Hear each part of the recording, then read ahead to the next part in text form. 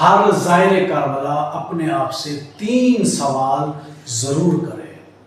پہلا سوال یہ ہے جو اس نے کرنا ہے، وہ زیارت سے قبل یعنی زیارت سے پہلے وہ اپنے آپ سے سوال کرے کہ اس کا قول و فعل کیسا ہے، اس کا کردار کیسا ہے۔ یہ زیارت سے پہلے وہ سوال کرے، آیا وہ عبادات پر عمل کرتا ہے، آیا وہ معاملات میں کیسا ہے، لوگوں کے ساتھ جن امور میں معاملات کرتا ہے ان میں وہ کیسا ہے، آیا وہ یعنی سچ بولتا ہے یا زیادہ تر اپنی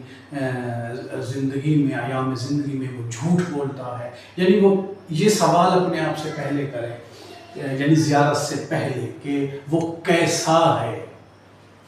اس کا کردار کیسا ہے، اس کی گفتار کیسی ہے۔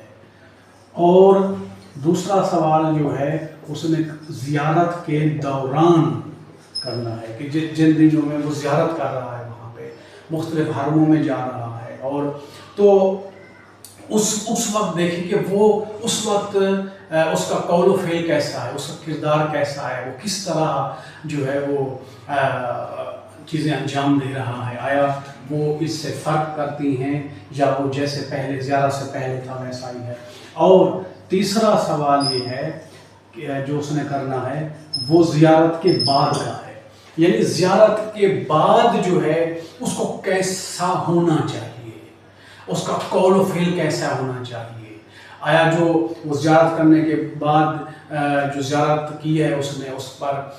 جو آیا اس میں کوئی تبدیلی آئی ہے، کوئی چینجنگ آئی ہے، اس کی کوئی سوچ بدلی ہے۔ تو ان سوالوں کے ساتھ اگر وہ جا کے وہ زیارت کرے گا تو پھر زیارت کے بعد جب وہ واپس آئے گا تو اس پر زیارت جو ہے وہ جو زیارت وہ کر چکا ہے اس کا اثر اور اس بھی رہے گا، اور اس زیارت کو مؤثر بنانے کے لیے جو ہے یہ سوال جو ہے اس کی کافی حد تک جو ہے وہ ہیلپ کرے گا اور اس کے اندر چینجنگ آئے گی۔ لہذا